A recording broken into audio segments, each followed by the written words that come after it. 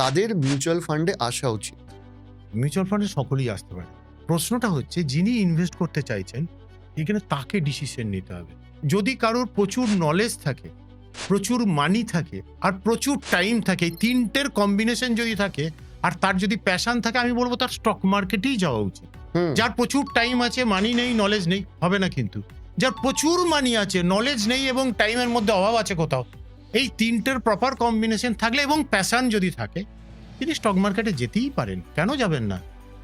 আর এবার যদি আমার এইগুলো না থাকে, তাহলে আমার একটা ভেহিকেল রয়েছে, সেটা কি মিউচুয়াল ফান্ডের মাধ্যমে আমি যেতে পারি।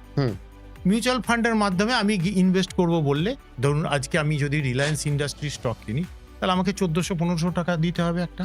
এবার আমি যদি মিউচুয়াল ফান্ডে ইনভেস্ট করি, তাহলে আমি 1400-1500 টাকাই যদি আমি দিই লার্জ ক্যাপ ক্যাটাগরি ফান্ডে, তাহলে আমি সেখানে রিলায়েন্স ইন্ডাস্ট্রিজ ছাড়াও আরো এক গুচ্ছ বড় বড় কোম্পানি পেয়ে যেতে পারি।